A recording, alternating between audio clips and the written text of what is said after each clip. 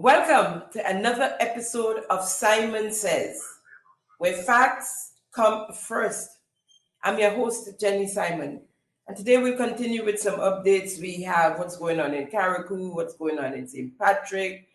We're going to stand in solidarity with our Yorties, a big slice of our GDP.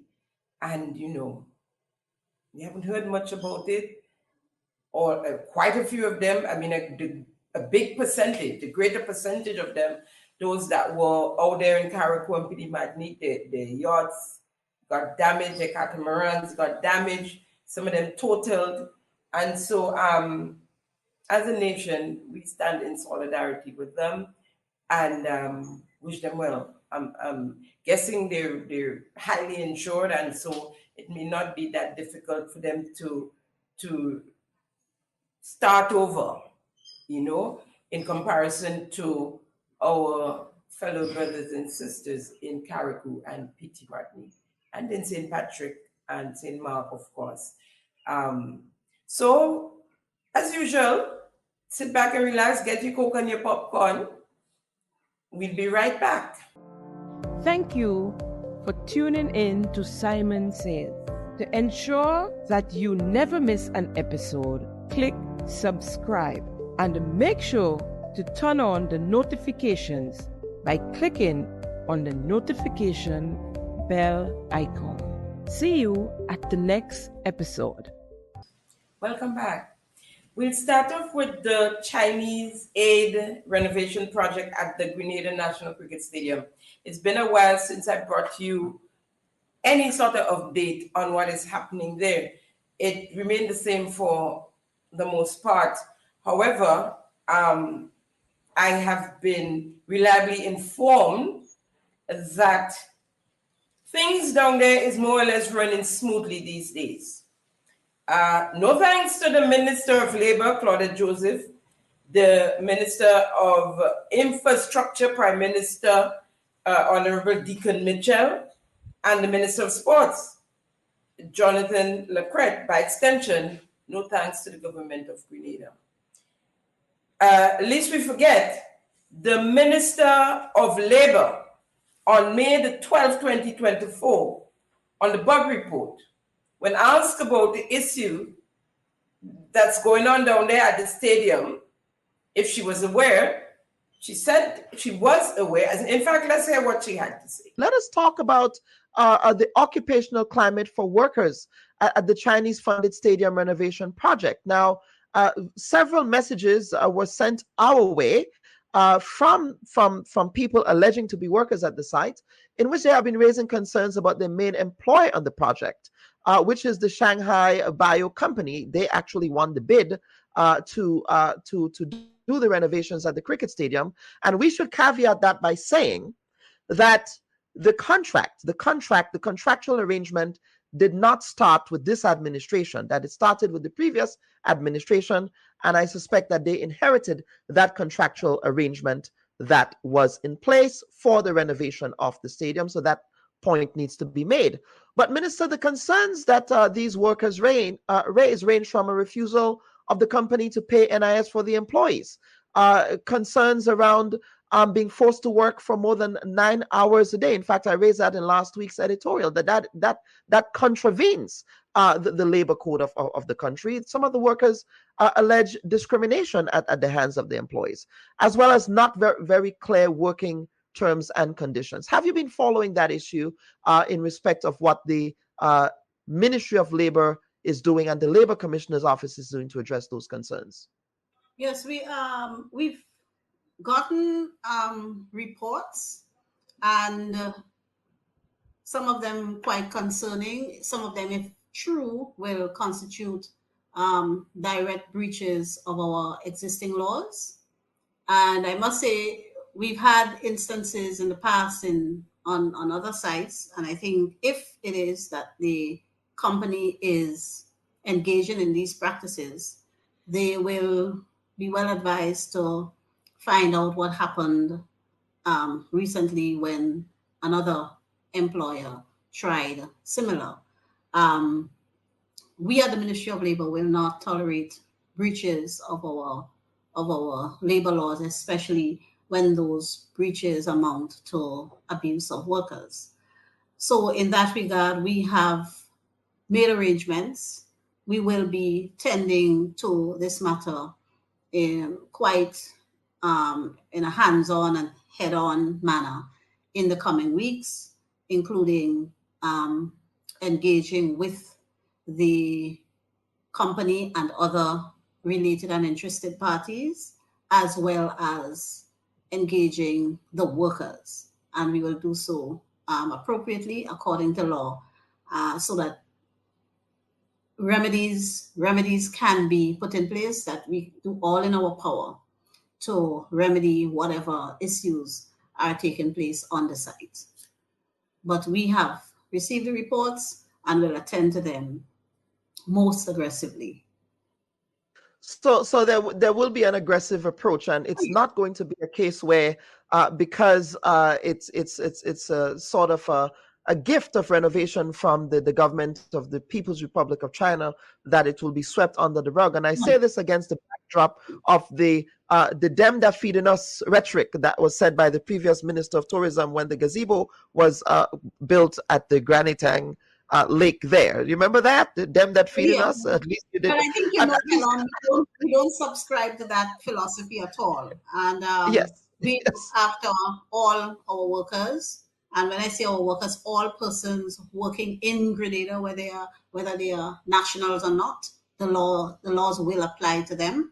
And we will ensure that whatever issues that are taking place on that site are speedily remedied. Okay. So she said there were some issues that are quite concerning. Quite concerning, she said. And yet she did nothing. Yet they did nothing as an administration. She said they would tend to the issue quite aggressively, Minister. But who she remind me of there? She remind me of Antiglo. They sit down and they just make up stories as they go along. Make up stories. She had no intention, none whatsoever, of dealing with this issue. None. 2 months and 13 days later, the minister is yet to make a move on the matter. However, due to the Chinese being exposed to the world, on Simon Says, of course, they have made some changes to their modus operandi. The workers now do a 5 days a week, a shift, and they work from 8 to 4 for the most part, and any overtime, they're compensated for such. NIS remittances were paid up and up to date, and workers' claims are being honored by the NIS as a result. Some workers that was fired have been rehired to the job. So almost a smooth sailing, except for the fact there is still yet to pay the young lady who brought the issue out to us, to all of us, right? The spokesperson of the group. She's still being owed almost 6,000 EC dollars, and they refused to pay her. Wanted to sign off on papers saying that she was paid when she wasn't paid. And some little issues there that needs to be sorted out. And I still think that she would need the assistance of the Ministry of Labor to get her money. So I'm calling on the Minister of Labor, Claudette Joseph, to please reach out to this young lady and help her get her monies from the Chinese people. But other than that, as I said, things are moving nice and smooth down there at the National Cricket Stadium. We call on the company to be honorable and pay the young lady her monies. The money is owing to her.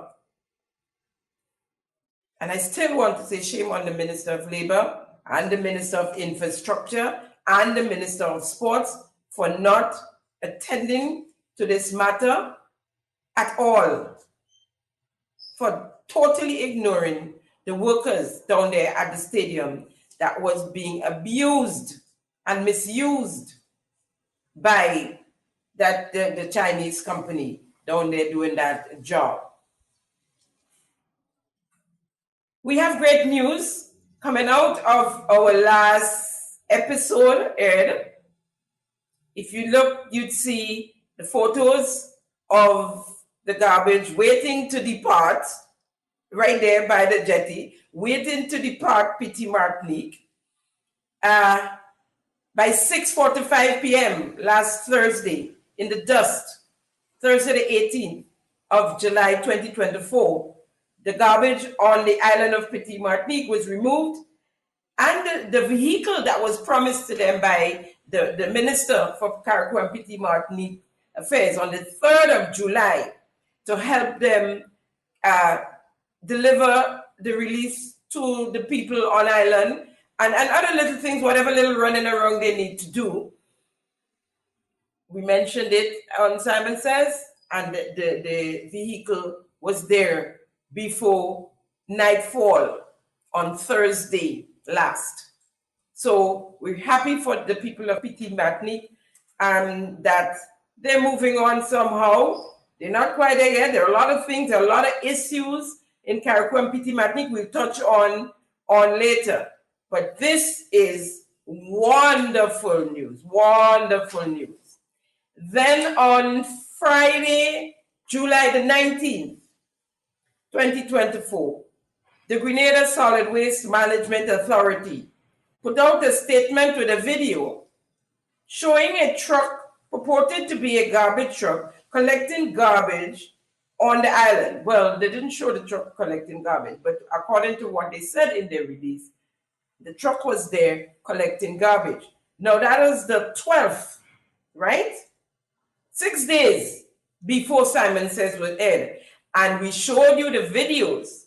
Some of them were taken the day before, and some the morning the program was aired on Thursday the 18th, right? And Solid Waste is showing their truck that they've been there on the 12th and removed the garbage. Well, it's either the garbage multiplied, they had babies and they grew up, and from what you saw the pile of garbage that was there for a small island like Petite Martinique. And as I was told by my sources there, is that they never did collect garbage since the passing of Beryl, which they had 2 days before the burial, and after they bring it to one day, which was Wednesday, which was the day before Simon Says was aired. And yet still there was all this garbage there on island. You know, sometimes it's better to just remain quiet. I don't know what Solid Waste tried there. And as a matter of fact, I believe they're trying to get political. What's that about? You know? However, there's a video.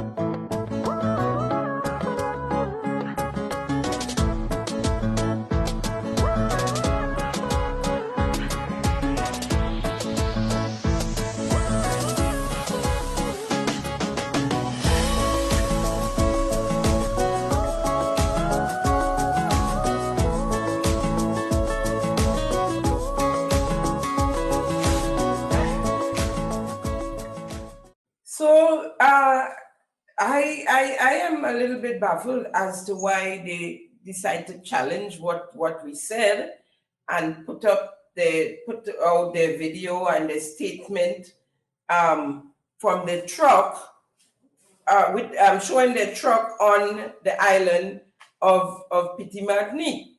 The release stated, and I quote, "This video was first posted on July the 12th, 2024, and the day after the Grenada Solid Waste Management Authority recommended garbage collection service in Petite Martinique.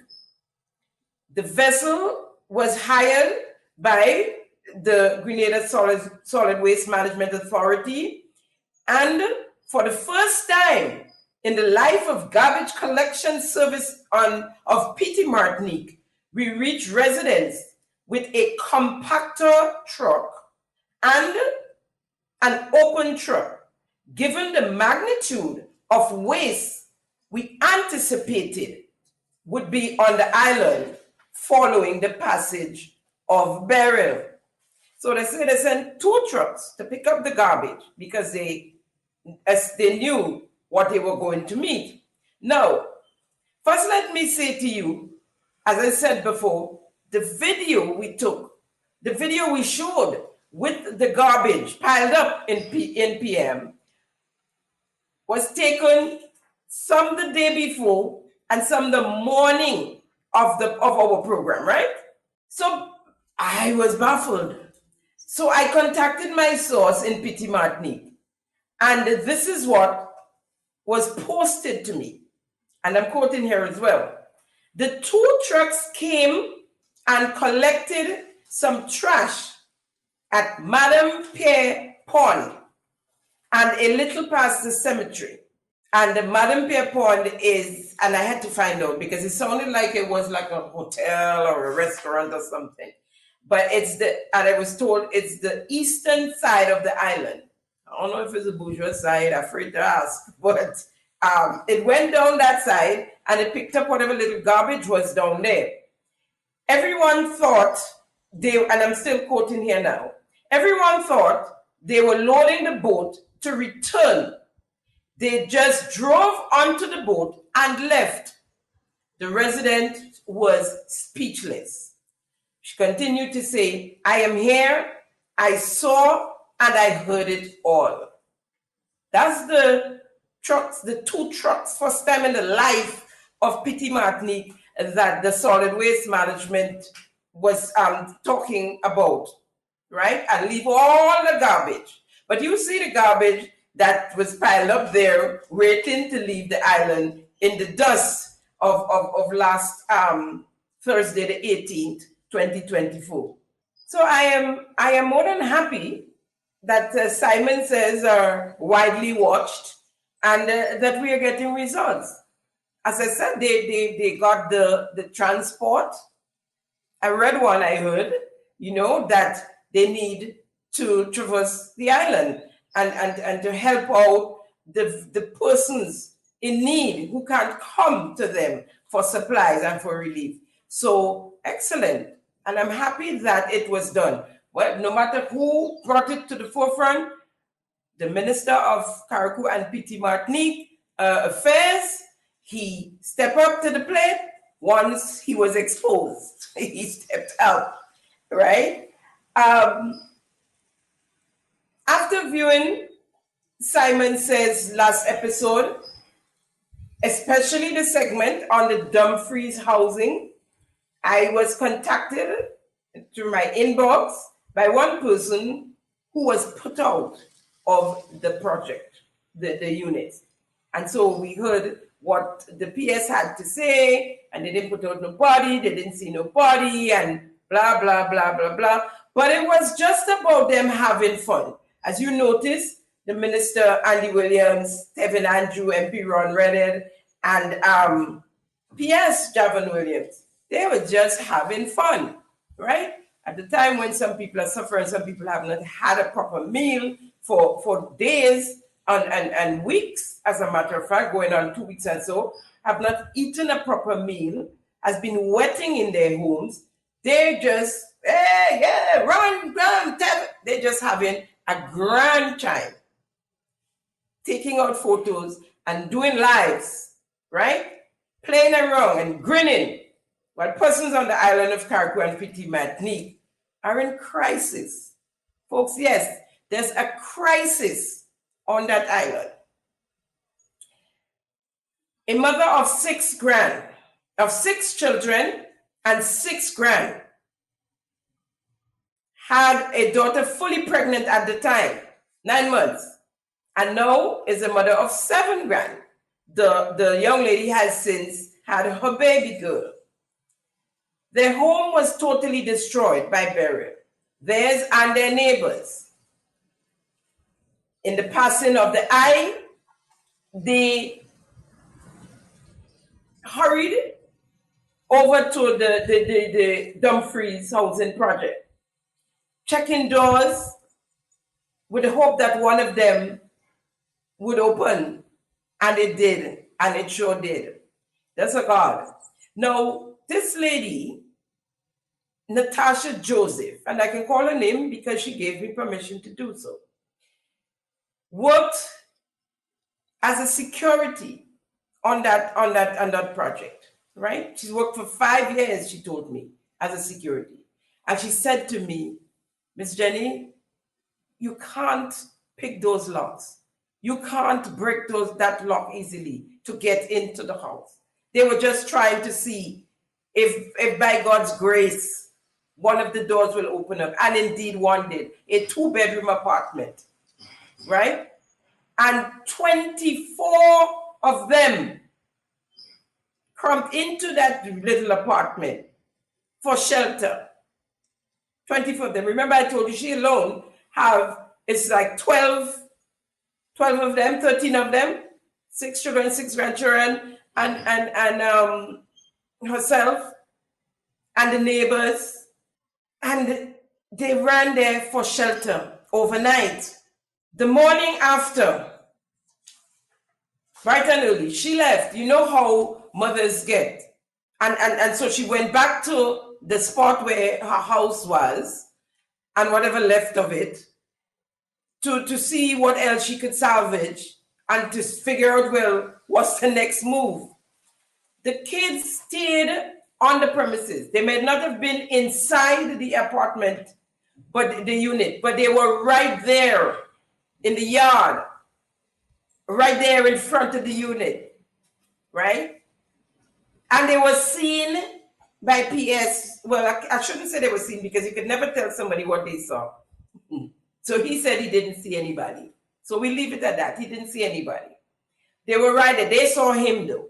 They saw PS Javon and the police with the gun, right? And he spoke to the police and he left. And the police came and told them, the ones that was right there in the yard, the adults, that they have to leave, that he was ordered to remove them from there. Yes, the police with a gun, right? And so he said, I don't understand it, but I'm doing my job. And I was told that you have to move from there. You all have to get out of there, right? Which they did. So they started to move their stuff. They had whatever they had in their garbage bags. They had a mattress that some of them slept on. I guess they put the younger ones on, and blankets and whatever they were able to save. They had that, right? So they started to move. The mother, sitting by the side of the road, saw P.S. Javon, didn't know what took place down over at the unit. She then said to him, well, you know, we're taking a little head rest there until we figure out what's our next move. He said, don't worry, man. We're working on something. That's what he told her, according to her. We're working on something. And he left. A few seconds later, her daughter, one of her older daughters, came over and said to her, we have to move. The police said, we have to move. P.S. Javon left that. We have to get out of there. We cannot stay there. And they moved. And they all came up where she was by the side of the road. And who started to lie? They put on the mattress. And they stayed there all night long on Tuesday. All night long. Folks, babies, young ones, a pregnant mother. They spent the evening and the night outside by the street. Nowhere to go, nowhere to turn. Whatever they touched, the whole place was waterlogged, she said. The whole place was waterlogged. I have a clip with a gentleman who called in a program and spoke about the whole situation with the housing. Let's say what he had to say. And these are people that are in Carriacou on the ground, feeling the pressure, dealing with the issues on their own for the most part. Let's say what he had to say. Good evening, Mr. Pierre. Yeah, my brother. Mr. Pierre, it's me for the people in Carriacou. Because I say over and over, this hurricane take me in Carriacou. Right? And I feel the weight, I see how Carriacou grind up. But listen to that scenario.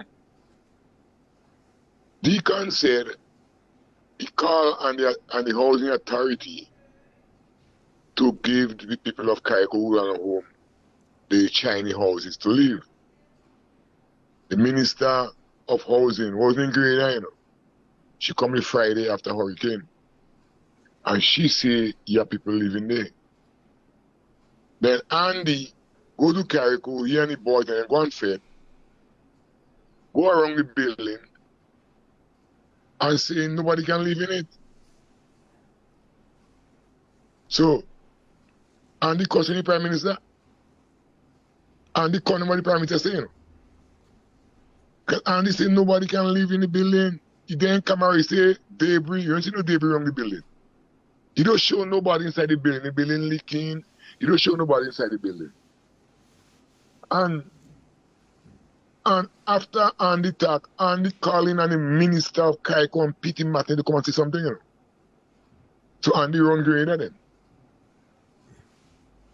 And what feel me the most in this dramatic time where the children of Carriacou should get counseling.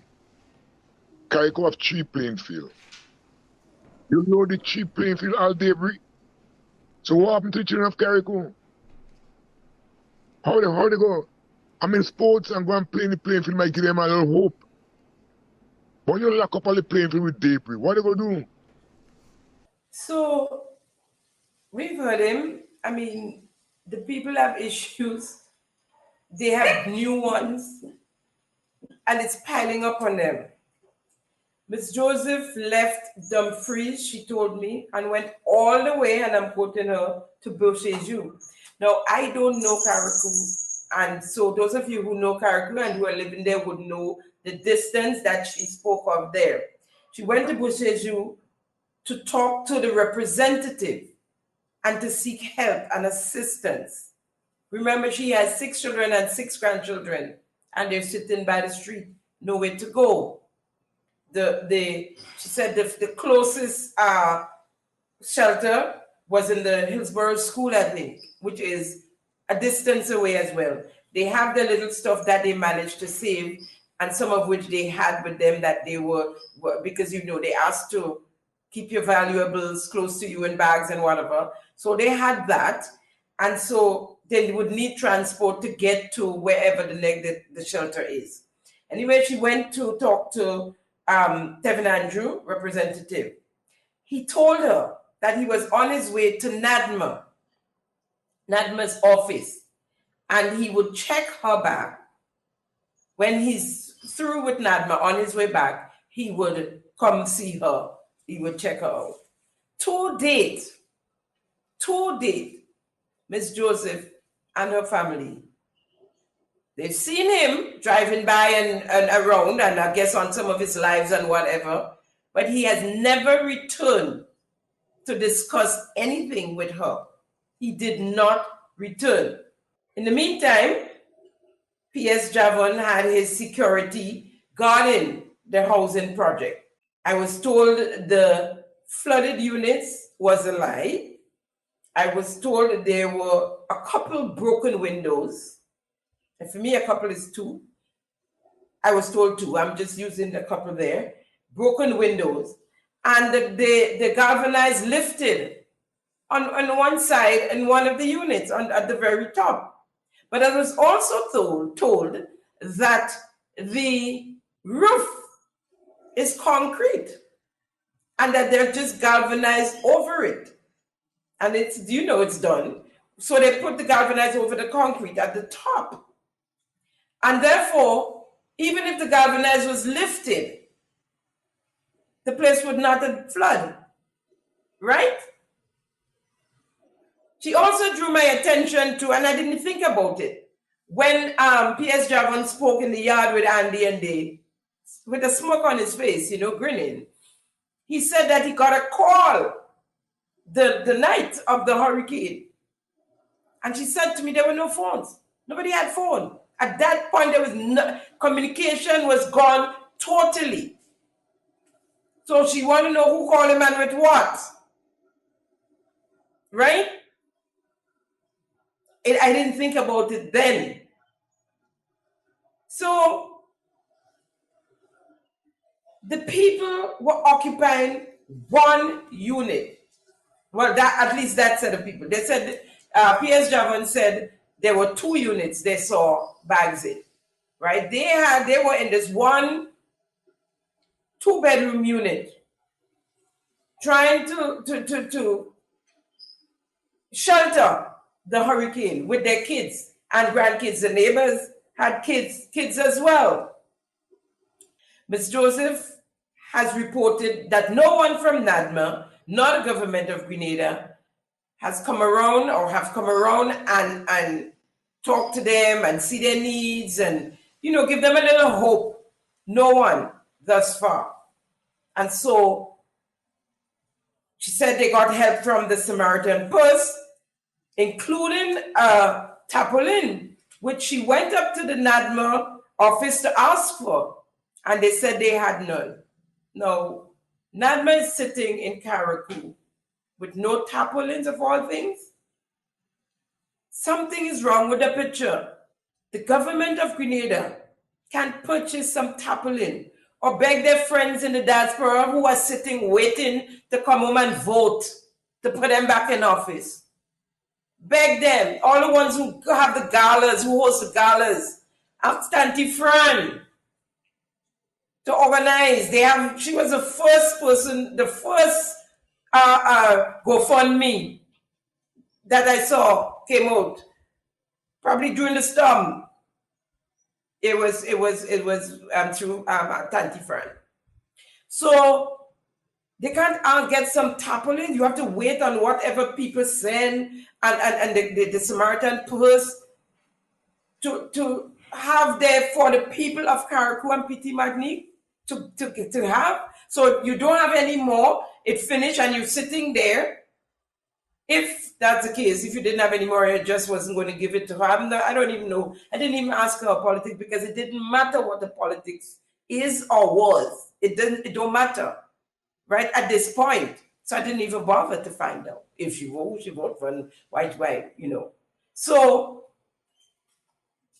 they didn't have any tarpaulin. So she ended up going to the Samaritan Purse, or I think she said Pastor Happy came, and they got tarpaulin from them, and they got other stuff from the Samaritan Purse, and other friendly persons who were passing. I think she said some Indians who came up from Grenada, and strangers, and the Red Cross. That's who they receive items from, and they make it do. Whatever they have, they cook. They have a firecracker that one neighbor had, and so they were able to use that to cook in the yard, right?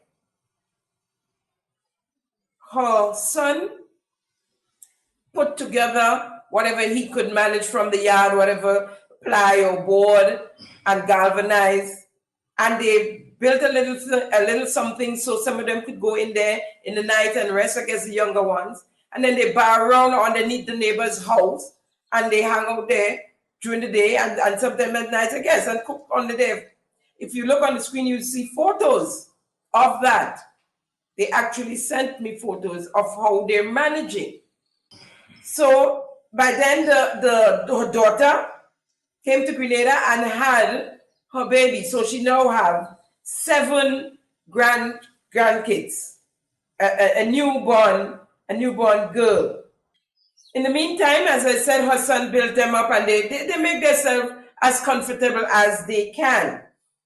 Miss Joseph mentioned to me that no one has yet approached them on the rebuilding process.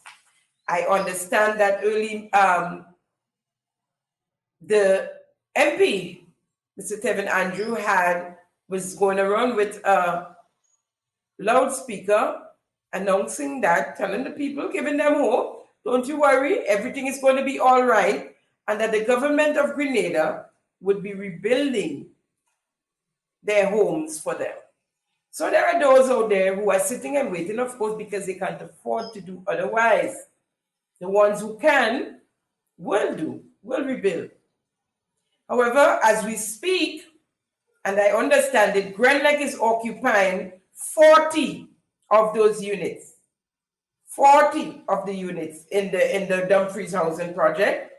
And some of them has been there for a while, at least a week now, has been in the Dumfries housing project. So it's been used. I guess it's livable for some people and not others. I am happy that they're able to house the Grenlec linesmen. But these guys, as I was told by one of them, we are accustomed to that. They've been to the Bahamas, they've been to other islands. The Grenadians been to other islands to help. And likewise, they've been going to islands once there are disasters and they're needed to help. And they sleep wherever, in schools, on the floor, wherever, because it's a hurricane or some natural disaster. And for the most part, they're very little shelters, right? And they're accustomed to that. However, they're up there in the Dumfries housing project. As I understand it, Grenlec has outfitted it for them, the rooms, and they have beds, and they're comfortable, right? But there are 100 units. And so if 40 are occupied, we have another 60 left, if my math is correct. We have another 60 left that can house Miss Joseph and her family, for instance, all these kids and so, right? And they know that it's not permanent. They know that. But in the meantime, folks, all indications suggest that things are not going well in Carriacou. As I said earlier on, it's looking more like a crisis daily, and it's not good. There's a stench. I'll play a clip for you of a lady calling on a radio program to speak about what's going on in Carriacou. I'm calling from Carriacou, and I'm so displeased to see the young men and them. Some of them are so demoralized. They're standing there, and I asked the young man, and he got nothing to do. He said he wants a job, but nobody would employ him. I said, why? There's lots of work now in Carriacou. Are these people coming up from Grenada and come here? He said, no, the people come. The people, they say they volunteer to do the work in Carriacou. If they pay them money, they pay them, and nobody is employing him. My question is, why do you have to ask these people to come and do voluntary work? And we have a lot of young people in Carriacou, young boys, young girls, women. They could do the work, so they could do the work. I'm not saying don't mix them up, but give them the work to do. They haven't got nothing. You can't ask them to do voluntary work. They have to pay bills. They have time they have to prepare for a rainy day. They have things to do. They have to wash their clothes. So why do you want them to work voluntary? They stand up and they're watching the people. Then they're saying Carriacou people lazy. Carriacou people is not lazy. It's because the government never give them nothing to do. All what he asking them to do voluntary work. And it is not right for them to do. And tell Mr. A.J. Williams, we don't want him to come up Carriacou and talking a lot of stupidness. He just want to gain political mileage for himself. Yeah? and not to do anything for Carriacou. You just want to take out photo shoot here and Tevin. We're not up for that. Carriacou is in a terrible state. I drove down to Leicester and they stink. By the way, the mariners, they stink. Because why? A lot of people get lost in the boat. They're dead in the boat. And some of them buried and they cannot find them. And we're not hearing that on the news. Nobody's talking about that. So when you pass it, there is a stench. Because when you have a big devastation like that, like the hurricane, you expect to meet dead people. But Animals some too. of them looking for them. Yes, and every stink. And it's unhealthy. That is not right. Then you have all this mosquito and flies in the place. We expect such things like that after a disaster. But after a big devastation like the hurricane, we expect those things. But what I'm saying, the government could do a lot to help the people. They're not helping the people. We're not going forward. What about the brigade? Pass and see where the people is. If you don't go out, you don't get anything. You don't get water, you're getting food.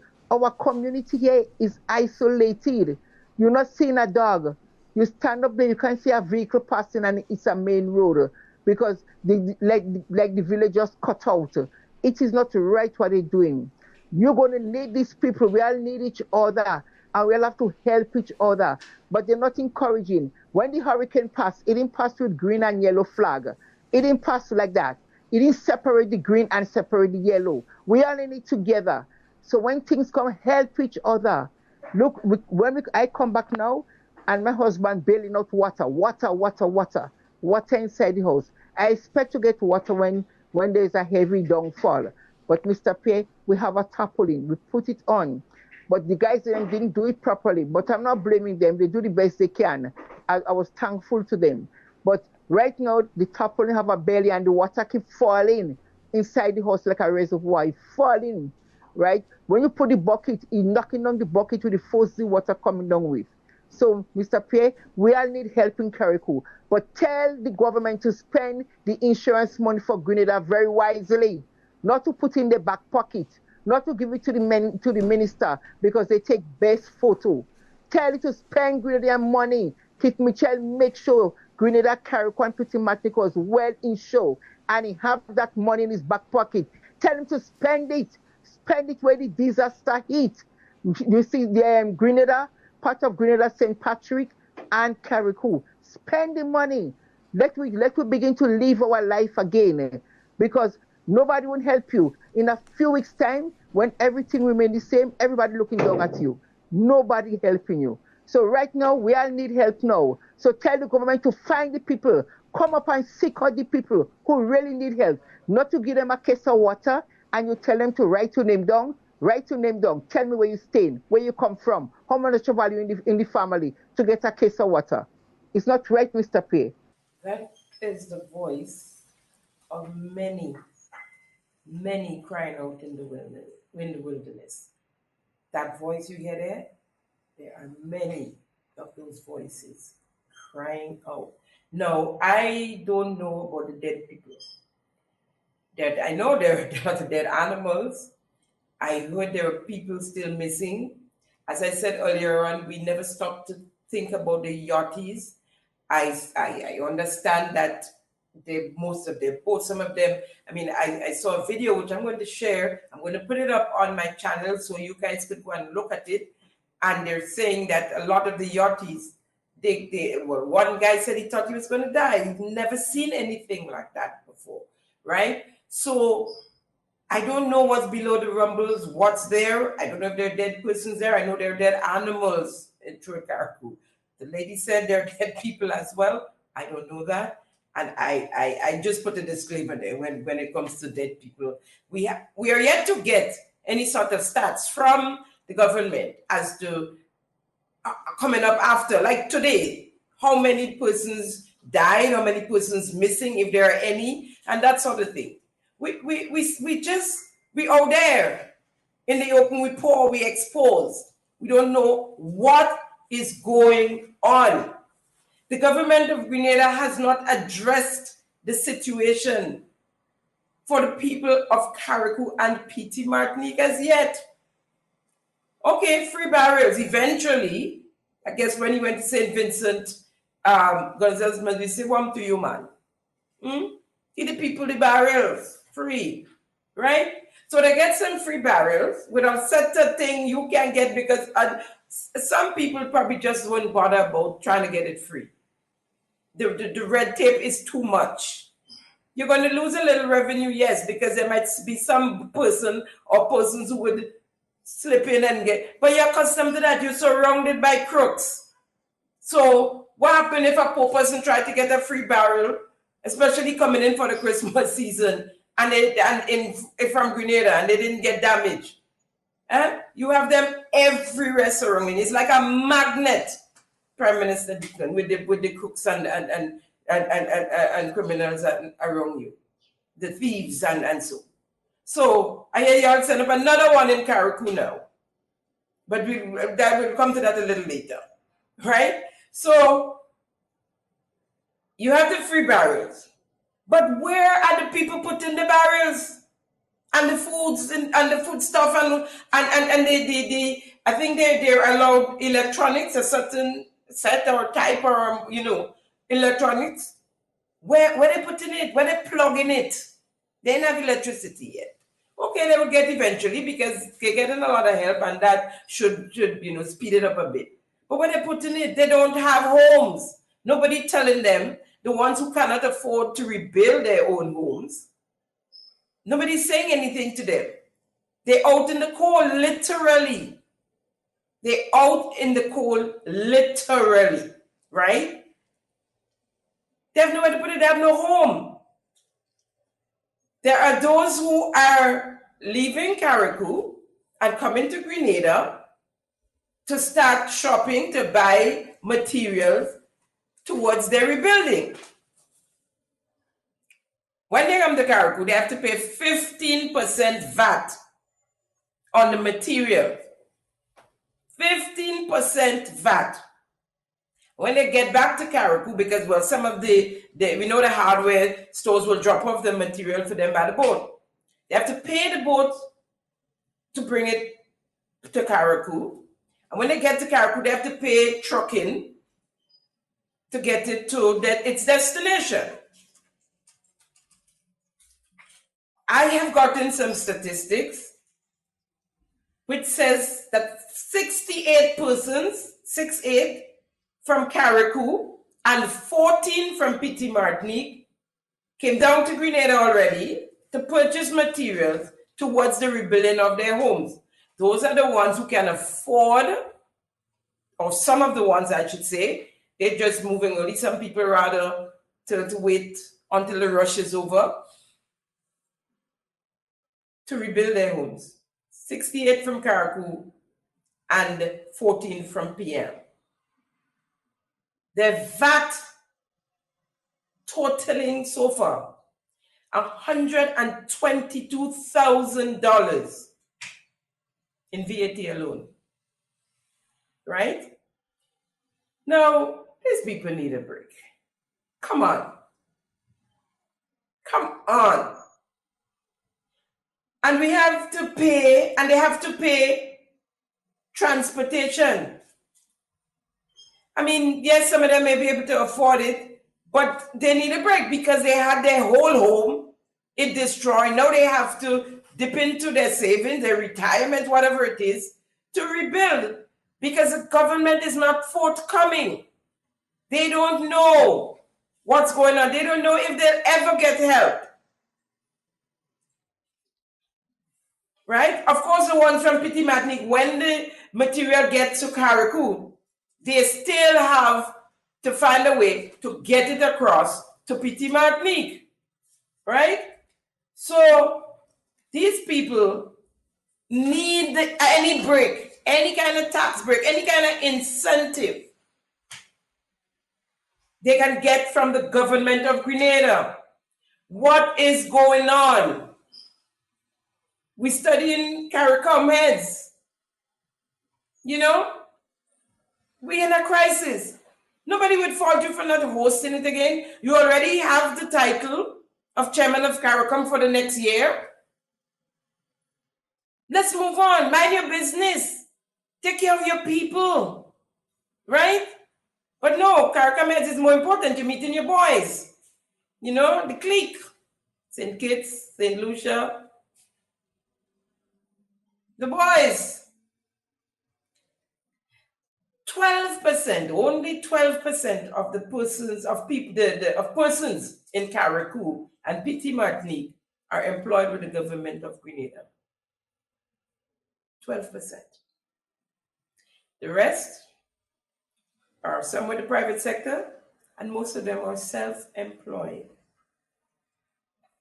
93% of the houses in Carriacou and Petite Martinique were not insured. 93% built with cash. So there are those out there who don't have the hard cash to rebuild, who needs the support and the help from the government of Grenada, and whoever donors are out there, who they get grants from.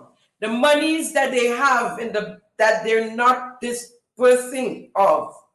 Millions, as the lady say, in their back pocket. There are those who are going to St. Vincent to shop for material because they're getting tax break from St. Vincent.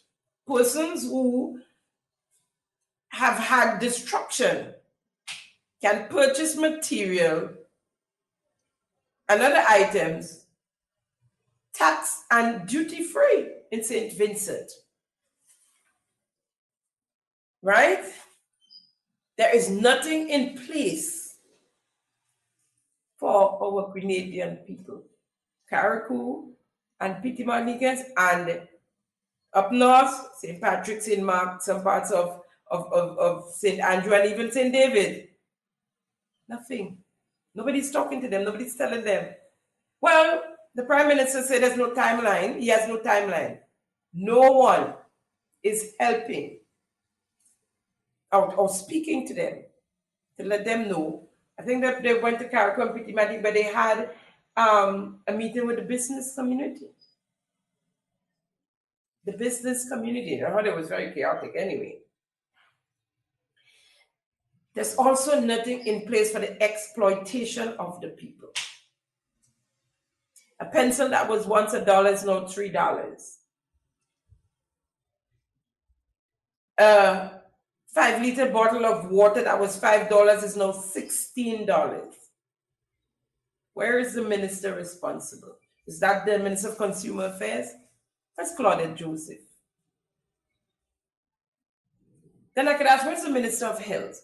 With all this rotten animals and debris and stench and mosquitoes and flies. Where is the Minister of Health, Philip Telesford?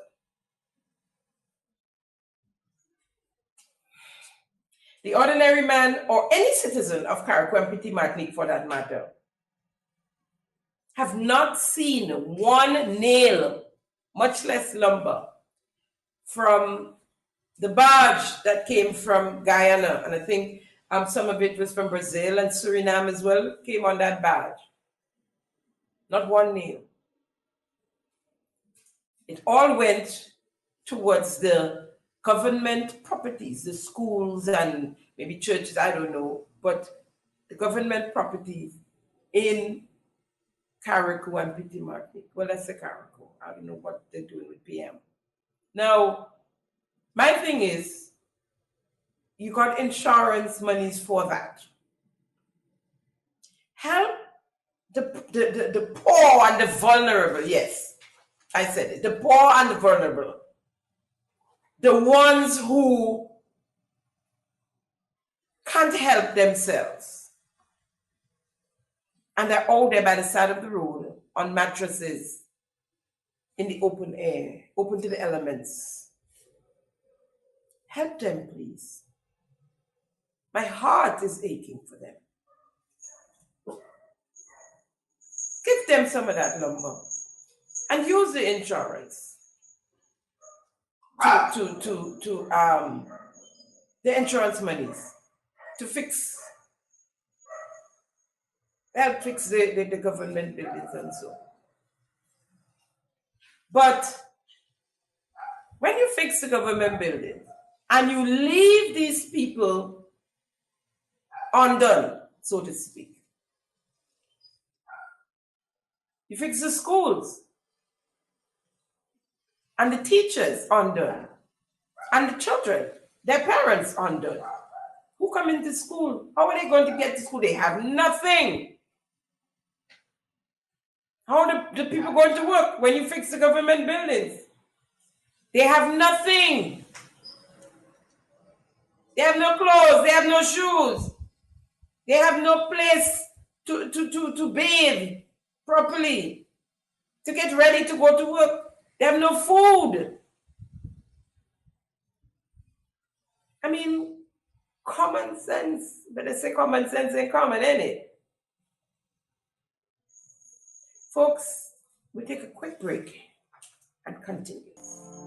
Thank you for tuning in to Simon Says. To ensure that you never miss an episode, click subscribe and make sure to turn on the notifications by clicking on the notification bell icon. See you at the next episode. Welcome back. Lest we forget the people of St. Patrick and St. Mark and the little villages in St. Andrew and St. David and even in St. John. No one is checking on them. No one is speaking to them. Yesterday when they clean the streets, cut the trees out of the streets so people can traverse, and that's it. How are these people building back? What's the stats? What is the statistic on how many people need help? How many people roof went? In St. Mark, in St. Patrick. Do these people have food to eat? Where are they sheltering? Right? What happened? We used to get some regular updates. I mean, it didn't include St. Patrick. Right?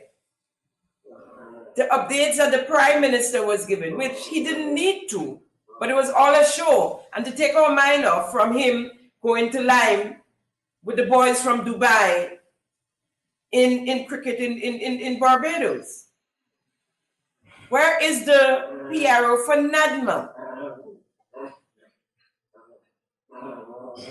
Right? We need to know what's going on. How many people died? We don't know how many people need a roof. What? How can people help if they don't know what they need to help with? Not everybody could just send a boatload of lumber. Not everybody could say, here's $100,000 or $300,000. Like our friend from the Cayman Islands who gave, I think it was $300 and something thousand, right? She didn't bother take the Grenadians on the aircraft back with her to work. We didn't get that. We didn't get that blind. And the gentleman is still out there at the GIS, reaping havoc, as they would say, among the workers. But people who are insecure like that, he doesn't deserve the job. He's not qualified for the job. And that there are those sitting right in there that he's talking down to that are qualified for the job. So bullying and disrespecting the workers is probably his way of making himself feel better. The NNP administration during after the passing of Hurricane Ivan, they had several things in place. Yeah. All you all saying is that he went on a ship, on the battleship. And as you said to hide, which is far from the truth. After the hurricane had passed, he went on the British battleship to try and communicate with the rest of the world, to let them know what went on, what we need, because Grenada, we know, had no communication for days in some cases weeks and months, right? Wasn't even getting through there as he should, and came back on board to tend these people. And this is what he did, and had incentives for the people. There is a document that it was part of the 2005, 2005 budget presentation, which I'll pull and bring it to you, share it with you next episode. But what we know is that they had relief support. That is the government of Grenada. They also had a program where material was given away, not sold, but given away to the ones who couldn't afford to purchase.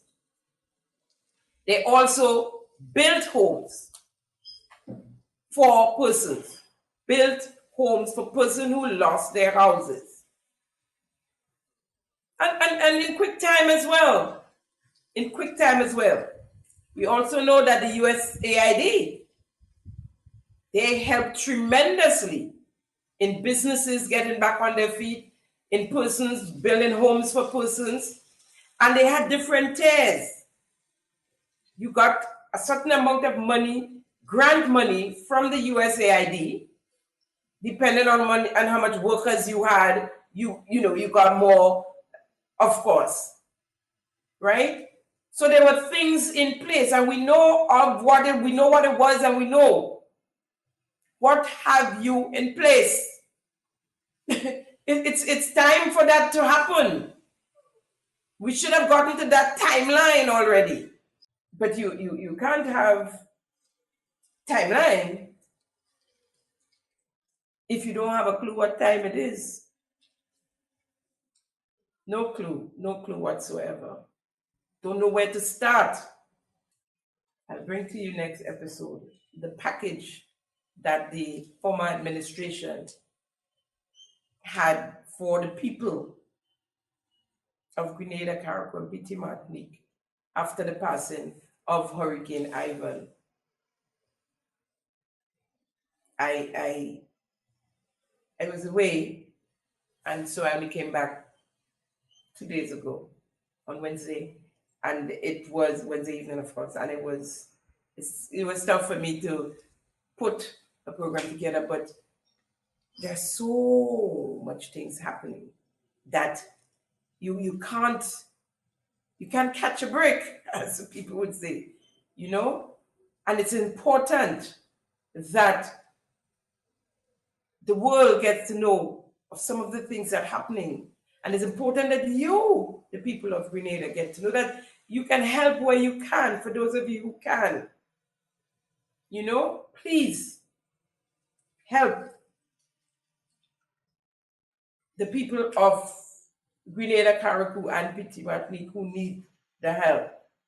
Carriacou needs help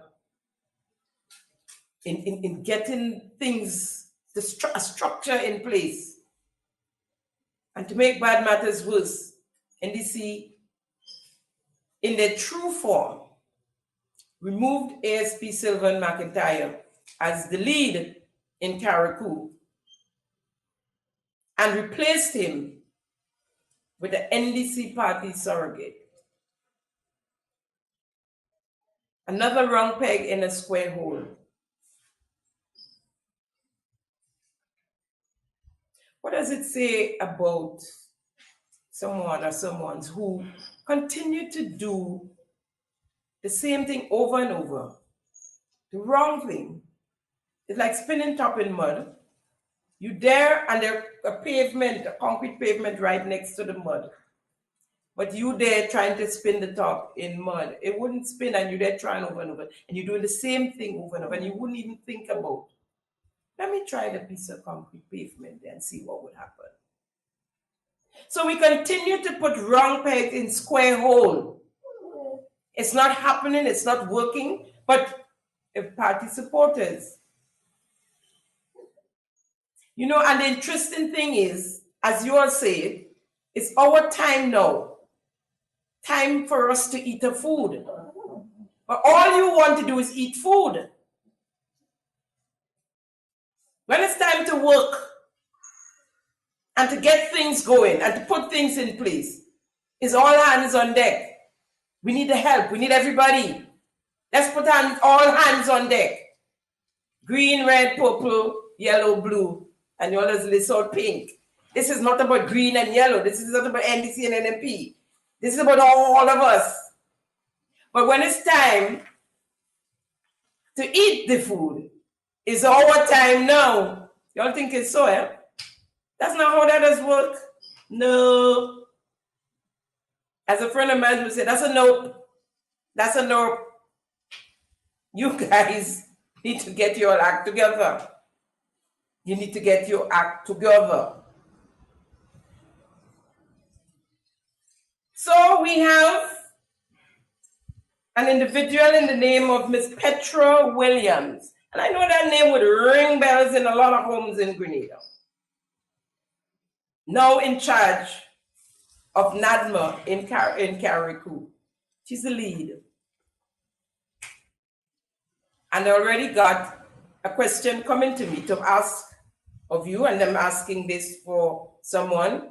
And the question says, why was a known thief and kleptomaniac and con artist placed in charge of NADMA in Carriacou? I'm quoting here, and I'm asking for the person who sent it to me. I know the answer to that already, and I know most of you know the answer to that already as well. Houston, I say, we have a problem. Folks, moving along. In early March, I brought you a story of with residents from Willis. It was a news item on the MTV news, evening news.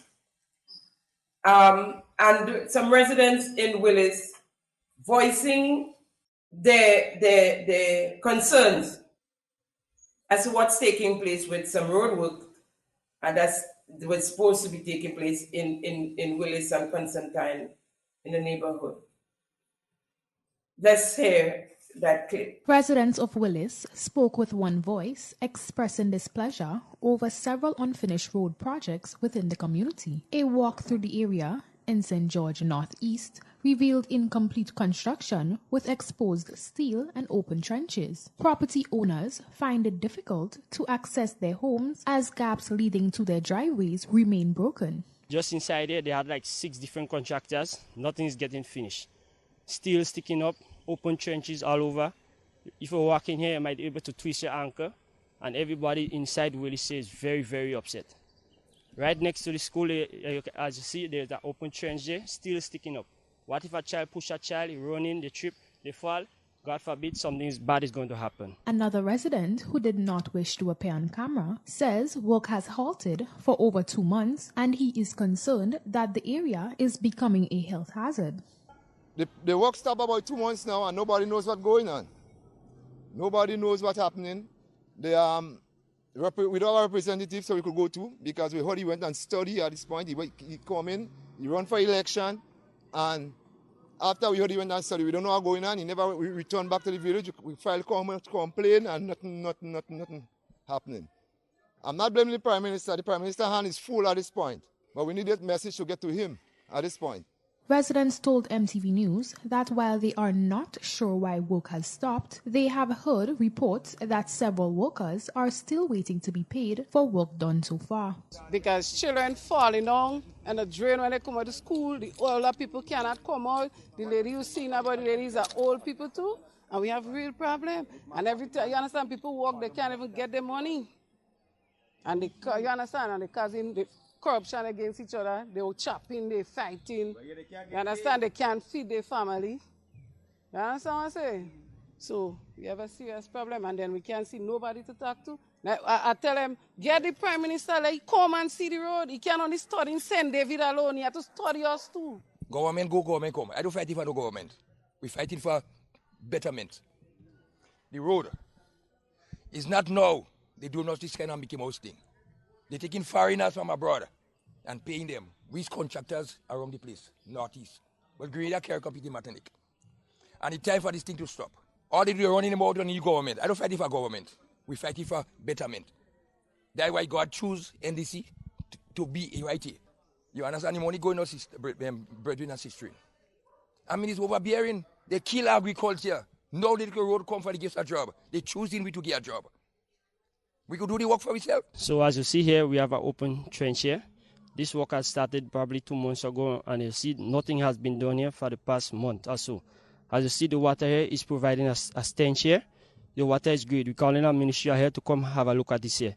The state of the Willis Road is also a major challenge for bus operators who traverse the route daily. Frankly speaking, as a bus operator along the roads, we've been affected by the road not being completed, and it's sort of a hassle because you have a lot of ditch and in the road and pothole, and it's really inconvenient. I just really would like the authorities to take the necessary steps to get the construction back on foot and going as soon as possible. We will continue to follow this story and provide updates once available. Reporting for MTV News, I am Akila Aberdeen. Thank you, MTV. In a follow-up news item, the MP for the area, Ron Redhead, spoke out on the matter, basically throwing the blame on the contracting company, the contracting firm, Hanover Company. I was told by the contractor that Christmas we should be paving. Certainly we're in March. And one can honestly accept that if you do have a challenge, you need to save. So one of the things I'm doing as well is to call on the contractor to account to the public what the state of the project is. That is most important right now. Parliamentary Representative for St. George North East, Honorable Ron Redhead, in response to complaints from constituents regarding the state of the public road, says he had made several efforts to have the issue resolved. However, he says despite his efforts, work on the Willis Main Road remains halted for several months. Now, notwithstanding that the situation at present is that the workers associated with the company, they have down tools as a result of not being paid. And I can say openly here that I have had to give workers on the project monies which they needed just so that they could come to work and so on prior. Now, this is for 2 months. This cannot continue beyond that. I could say based on all that has been done, government increased the amount that was originally awarded to the contractors, given the whole increase in global prices in the aggregates. We have also ensured that we worked with the contractor to be able to solve all of the other bottlenecks so that we could have started the project or restarted the project in September of 2023. On Wednesday, MTV News visited the community and spoke with residents who expressed displeasure over several unfinished road projects within the community, which have resulted in open trenches and poor drainage. MP Redhead says the project was handled correctly and is calling on the contracted firm, Hanover Construction Company, to do what is necessary to complete the work. The state at which the project is right now is unsafe and quite frankly unsightly. It is nasty. Drains are filled with water, metals are just exposed all over the place, and in fact, in my view, it is substandard. This is looking very poor, not just on the contractor's plate, but certainly the state. Because we cannot confidently explain to taxpayers that we are taking their monies and paying for work like that. MTV News understands that workers associated with HCC downed tools due to a payment dispute. Meanwhile, Minister Redhead says he was informed by the contractor that one of the main reasons for halted work is an increase in operation cost. So I have spoken to the contractor. He has indicated to me that it is a question of operation costs being higher than what is coming in. I'm saying that government cannot get involved in that because we did make new arrangements, which was to increase the amount and quantum of the contract. So at this point, any kind of challenge is not, government should not be held accountable. The government of Grenada is paying service providers directly. The government of Grenada is doing everything possible to ensure that we could facilitate this. The MP admits that the state of the project is unacceptable and informed MTV News that a resolution is on the horizon. Thank you again, MTV. Now, the minister, well, he was minister then, said, well, let's say the MP, let's address him as the MP there, said that the contractor should talk to the public about the state of the project. The public saw the state of the project, and that's why they called up the media to show them what is going on and to ask you and the Prime Minister, although one person said the Prime Minister, leave him alone, he have a lot in his hands. We know what he have in his hands, but his hands are filled. Right, so you, Minister, or MP Ron Reddit, needs to discuss with the contractor and fix the problem. Together, fix the problem. Months now. You said the government had nothing more to do with it. After all of this happened, the Prime Minister agreed to visit the area and in fact held a meeting with the residents and gave them his word that the issue would be resolved and the roadways and the drains and whatever would be fixed. In all of this, let's hear what the contractor or the persons involved, the company, had to say. So Carnival name started to go through the mud and started to get a very bad name in this country of Grenada. So we were always caught in this situation because of designs. Initially was poor, was computerized, not even poor, but computerized. And then we had to find a way to continue operating. The whole construction sector is being impacted by increase in materials, right? Increase in labor, increase in imports, increase in shipping. The owner of the company, Mr. Prasad, has been injecting his direct monies into the company, millions and millions of dollars, to keep the company going so that we could continue to deliver for the government of Grenada. Maharaj says work stopped due to an increase in operation cost, which has been severely affected since the COVID-19 pandemic. According to him, rates that were initially agreed upon at the start of the project has to be increased, and HCC is awaiting the approval of a newly proposed rates. He says work cannot resume until it is finalized.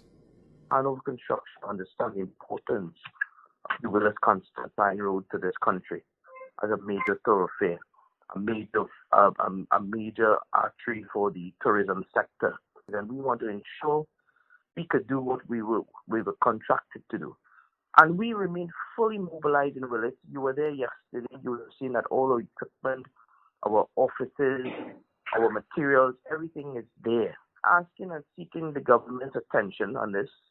We've had a meeting with the minister last month, and he's very, very optimistic to resolve these issues, and we are optimistic as well.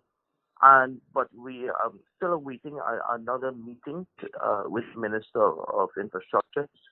But in the interim, we cannot continue to bleed. We had to hold, and that is what we did until we could resolve the issues. No, as I said, the residents that called for the Prime Minister, he agreed and he went and he discussed and he met with and he walked through. And today, months later, the people of Willis are still and again asking what is going on with the roads, with the work. It's at a halt. Nothing happened. If anything happened, very little. It is safe to say nothing happened. And so I called Mr. Prasad, I think it was, a gentleman from Hanover. I think it's Maharaj, Mr. Maharaj.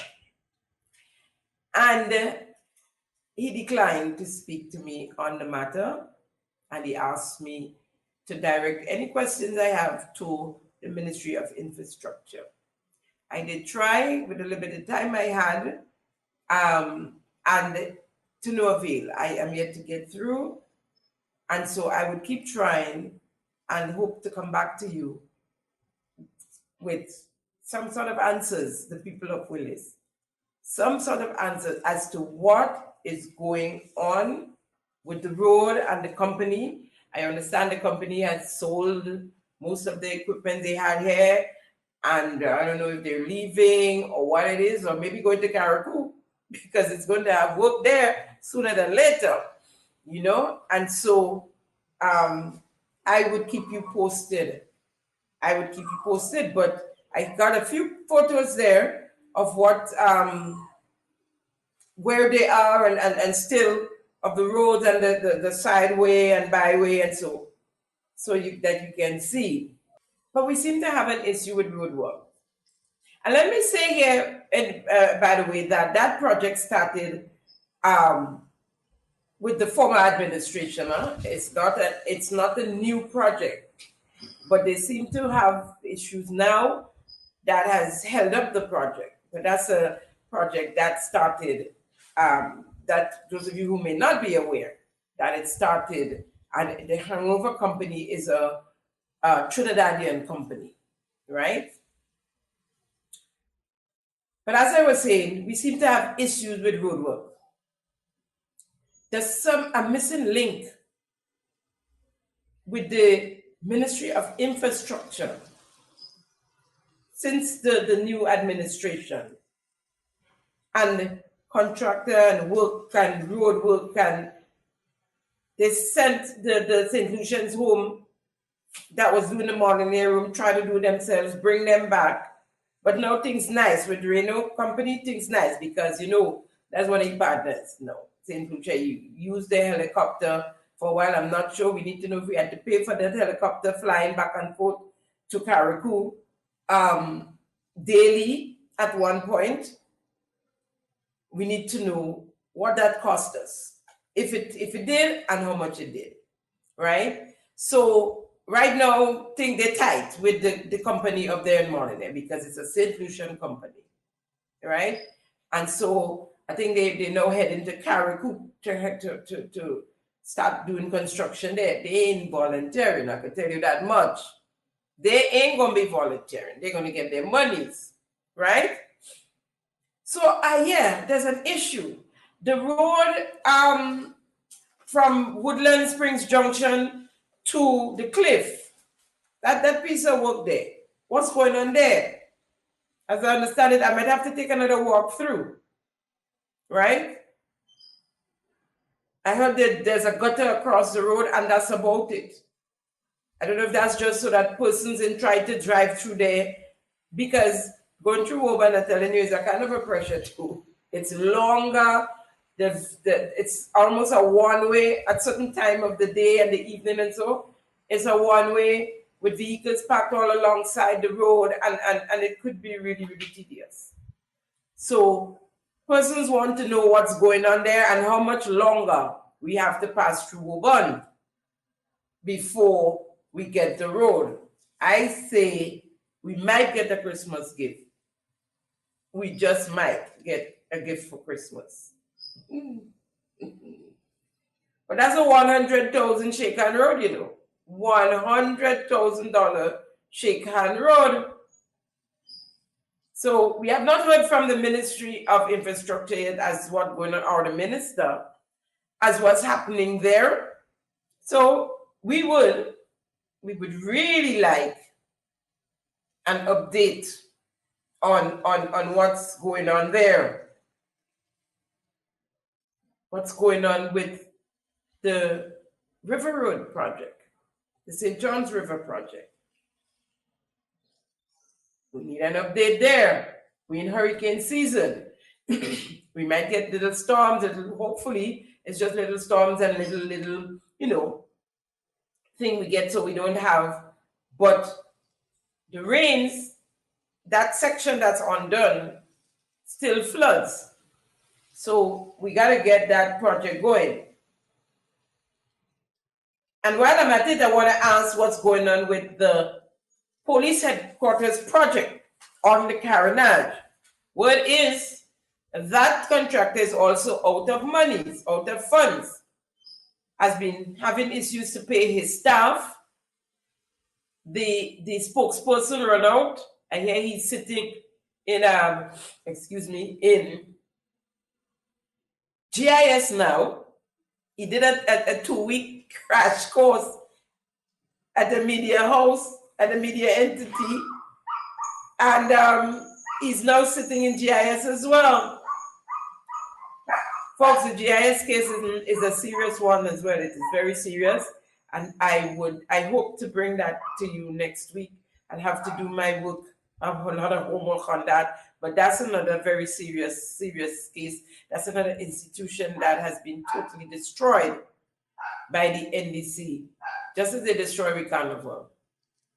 NDC single-handedly is destroying our product, Carnival product, right? And so we need there are a lot of updates we need. Grenada, for the most part, is okay. We're running good, work continues. You have to learn to walk on through, as they say. So delegate work to persons if you have them. It looks as though you don't have them, but that's because you're choosing the wrong persons. The persons you support, they can't do the job. Pay the persons that can do the job. Y'all put Mr. Adrian Joseph sit down in the parliament doing nothing because there's no need for SAO in the parliament. You said he was a clerk, but there's a clerk there. So y'all make him a SAO, Senior Administrative Officer. And so he's sitting there doing nothing. Remove him from his job as head of protocol, right? Just keep it. I mean, we're 2 years into it and we still cleaning house. We still cleaning house. You have so much on your plate to do, but you're all still studying to victimize persons, right? Who are perceived NNPIs or maybe NNPIs. But say what? We're not running a one-state country. This is not Korea. We have, or Russia or wherever. We have an administration and we have the opposition. We've been talking about opposition for a long time. We need an opposition.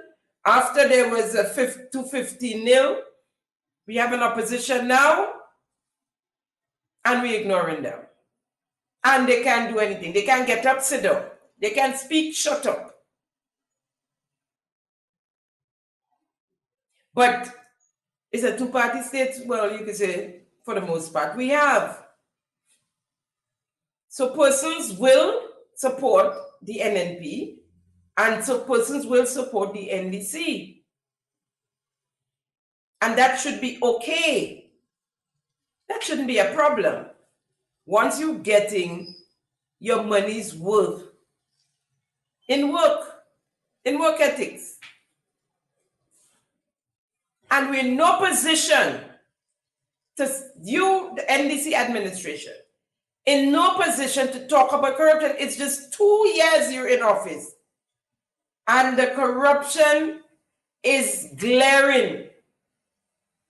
I mean, it's blatant. Some of you have accumulated what others took 20 and 30 years to, and still not there yet. Estates and properties in St. John's and just name it. Just name it. So you know you covered with crooks, con men, con women covered. As I said, it's like a magnet. As I said, I was away for a few days and I don't roam. I can't afford to roam. So I have to wait till I get a little Wi-Fi from a supplier, or, and so I've not been paying much attention to my phone. And I came back and my phone was bombarded with a statement from Senator Jonathan Lacrette, backed by a letter from the manager of the Grenada Development Bank. And I'm going to read to you. I'm Senator the Honorable Jonathan Lacrette. Dear citizen, it is my earnest hope that this correspondence find you and your families in good health. As a minister of government serving in the upper house of parliament, I believe deeply in democracy and the rule of law. Therefore, it is incumbent of me to provide the people of the state of Grenada, in whose hands sovereignty lies, with the unvarnished truth. In recent months, it is not recent months, huh? In recent months, the sum of $1.7 million is synonymously associated with a loan given to Senator Jonathan Lacrette, he gone in the third person now, from the Grenada Development Bank, given the nature and reputational damage surrounding the narrative of the loan accusation, I felt compelled to protect the nobility of the executive office I hold and the sacredness of the name of Jesus Christ, whose kingdom I represent. I wanted to be professional about the dissemination of this information by publishing its contents through print media outlets. However, all efforts to facilitate same were futile. Please find enclosed correspondence from the Grenada Development Bank dispelling the suggestive reports.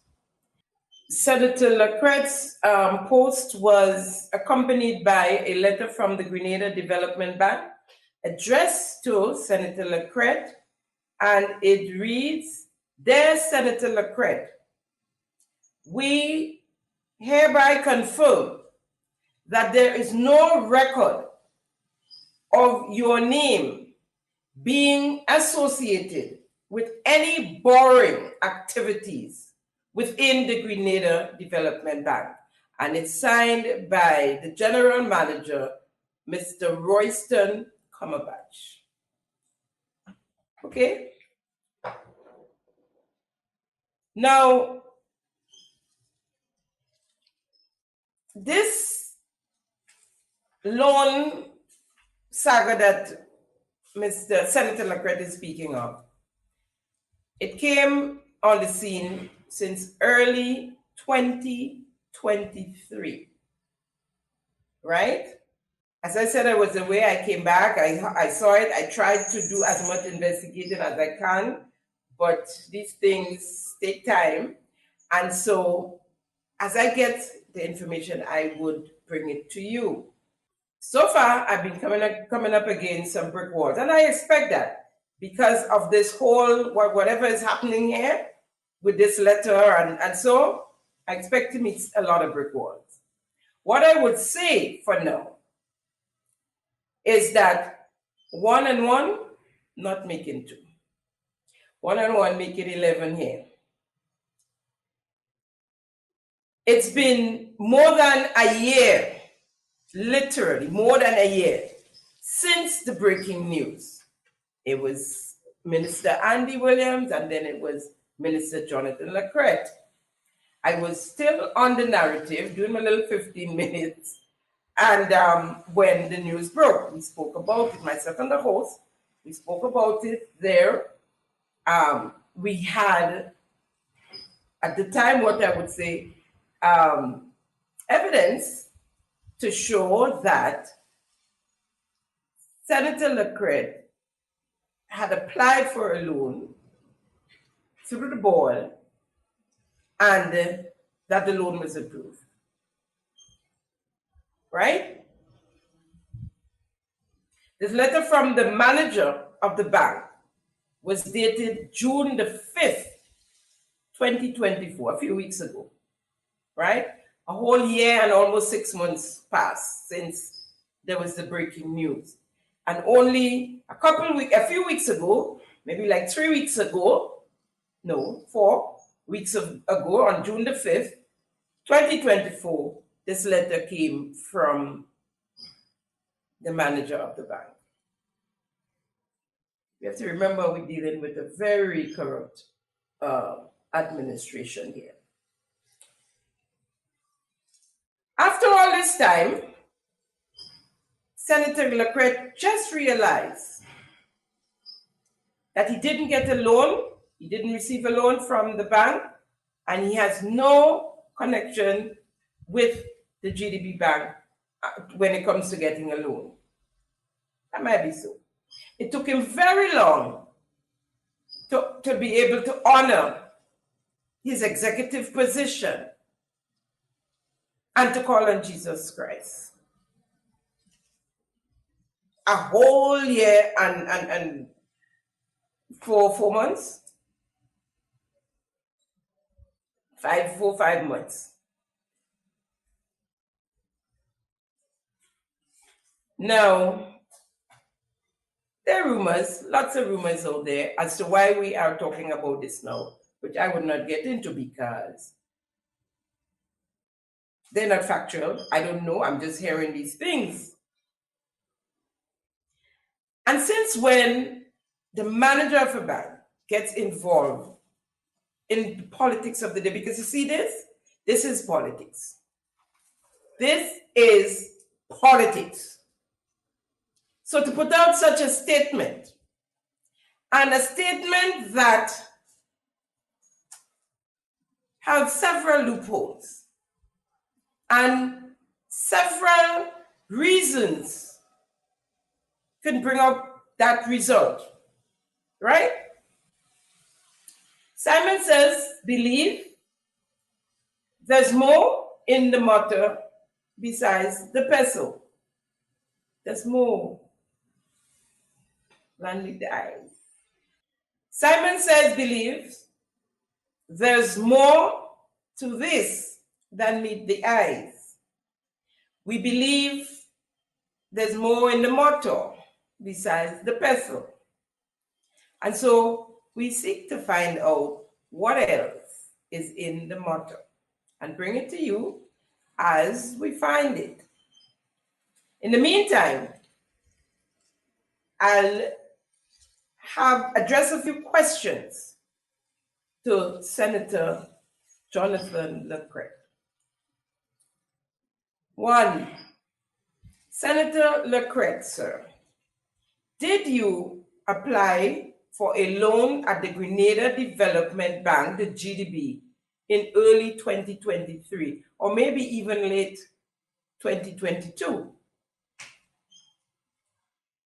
Was a loan in the amount 1.7 million EC dollars approved for a mortgage to build a house on a plot of land gifted to you by your uncle, the health ambassador in Egmont, Calavini, St. George? That's where the land is situated. 3, and were you advised by the board to take enough money to build a downstairs to lease out in order to help you pay the mortgage? I'm also advised that you are also advised to put your wife's name on the mortgage as well, which is something you didn't want to do. Did you end up putting your wife's name on the mortgage? Please, Senator Lacrette, In the name of Jesus, answer those questions. It's okay if you don't have a loan with the bank anymore, whatever the reason may be. Maybe you never drew down and we all know you went and mortgaged with a riser and living in their community up there in Munchulu, which I hope you spoke to Jesus about what happened in the accident. And you could come and tell us what Jesus said about the accident. Yeah, so we're asking you in Jesus' name, just as you did and you put out your nice post, you can do another one and tell us whether or not you had applied for a loan with GDB and that the loan was approved. You could also tell us what happened after that, that no, you can get a letter like that from the GDB stating you have nothing, no loan, you never did have a loan. Of course, if you never draw down on the loan, you didn't have a loan. The transaction did not finish, and therefore, you don't have a loan. And that could well be why you don't have a loan. 1 year and a few months later. And so that happened now, and you decided no, to come and tell us you never had a loan with GDB. I think Jesus go look at that as deception and dishonesty. And so, he ain't like that. God ain't like ugly. God do like ugly. Right? So, come and tell the citizens, the same citizen you addressed, come and tell us. Start from the beginning. Don't start in the end. Start from the beginning and tell us what happened. Right? And can you tell us while you're at it, dear citizens, you could tell the dear citizens why the chairman of the board and the manager of the Grenada, of the Lotto, the National Lottery Authority, Mr. William Baptiste and Miss Cindy,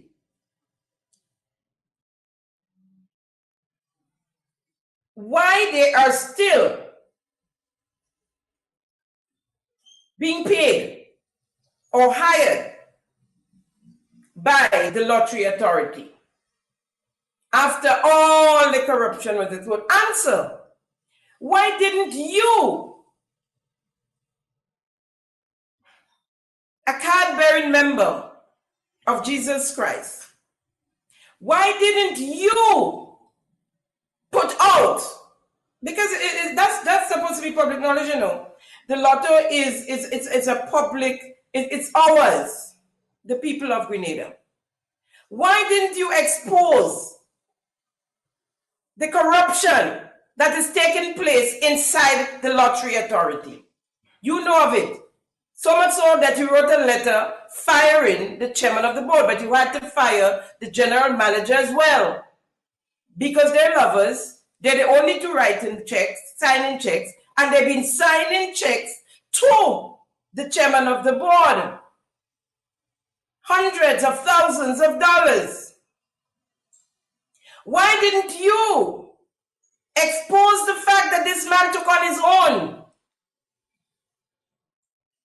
and renovate the Victoria Park and had an overrun of $295,000, more than the cost of the project, which was $275,000?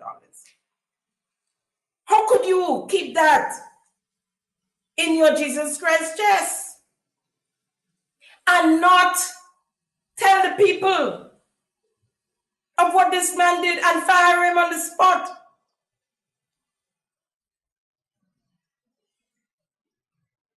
Tell your dear citizens, Minister Lacrette, Senator Lacrette, who was or is collecting the rent owing to the Lottery Authority that been going up to St. Andrew. Your conscience ain't pricking you? Write the citizens and tell the citizens, read out the long list of NDC supporters who are collecting salaries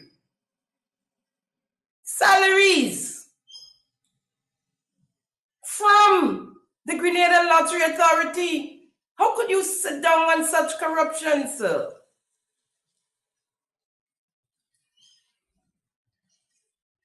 We want to have a conversation, you and the citizens. Let's continue the conversation.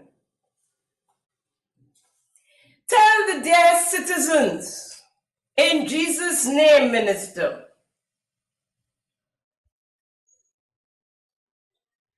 expose the corruption that is taking place in the Grenada Lottery Authority, where you, Senator Lacrette, is the line minister at the moment. I have a question to the board. Did Senator Jonathan Lacrette apply for a loan through you for a mortgage to build a house in Egmont, Calavini, St. George's, Grenada? And was the loan approved with your help, showing him how to put it together so he could get the loan? We just need to know this for now. Did he apply, and was the loan approved? If so, please tell us what happened thereafter. Because you see, folks, this is the same NDC board. We can't trust them. The board of directors that released documents that was property of the bank and should still be property of the bank to another minister after they make a deal with him to pay $300,000 for a $3 million loan. Now the loan stands unsecured. He sold the house, y'all can't even get it back. He sold the house for $600,000. This is the same board that make that deal with a minister. So he give them $300,000. He fry them in their own oil, we get it, assure their own money. $300,000 he give them. And they give him here, sir, the house, the two piece of land here, little piece of land, they gave him back. This board that accepted the bank, sir, Mr. Cumberbatch, your bank accepted conveyances and legal work from a member of the board. Do the work for Minister Andy Williams. This board, this NDC board, the chairman being the treasurer of the party.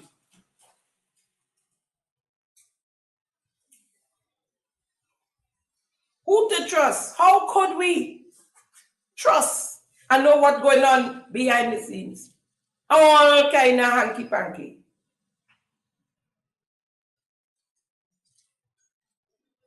I wonder if the bank manager willing to write a letter explaining how those things happened. Because since you're writing letters these days, you could, to cover, you could write a letter and tell us how these things happen. How Mr. Williams get back the property that he had as security in the bank. How a member of the board prepared the documents for the bank. We need some explanation. We need you to write us some explanations, Mr. Bank Manager. Folks, we're going to wrap up with Spice Mass. Of course, it's Carnival in the air, no matter what's going on. I mean, you could hardly tell. We had a little bit of excitement over the past couple of weeks with the Calypsonians. And so, never a dull moment with NDC, NDC we had the 50th anniversary celebrations. We had Independence Calypso show as usual. That was your time to say you want 50 calypsos when you're having the Independence Calypso show. Carnival is here now. And in order to get some of your people inside with their lullabies to make the thing look good for you, but the ground is shifting. And if you want to feel the ground shifting, it's go to a tent, my people. And if you listen to the calypsos, the lyrics and the content, you'd know the ground is shifting or has shifted, right? So you could bring all the Independence lullaby inside the Carnival Calypso show. Get them blind. They all are in automatically in the semifinals. Bring them in. Bring them in. And them lazy calypsonians who, instead of sitting down and write a song for Carnival, happy to accept the blind. Some of the loudmouth ones who would have been cussing if they were not a part of this at all. They inside and they lose their tongue. Hypocrites. They inside so they lose their tongue. Right? And the young and upcoming. I went to the judging of Ruth's tent and there was no reason not to put in mini acts, that young lady. But in our space, it full up this with them independence, the people who was in the finals in the independence. So these young people now fall by the wayside. Even the former the Miss Grenada, Miss Carnival Queen. Can I get a line? I mean, with a push. You understand where I'm coming from? So they're in there. You could imagine going to semifinals on Sunday and listening to 50 calypsos. Any one of y'all could imagine that? The judging for Roots Tent had 14 calypsonians, so 28 songs. And it finished at 1:20 a.m. Only mash up the thing. Semifinals mash up. 50 songs. Why y'all didn't do that when y'all had the Independence Calypso show? No. But y'all know the licks y'all getting from the Calypsonian. I am shocked to hear some of the Calypsonians that I know sang on a former administration singing on y'all now. But that is what you call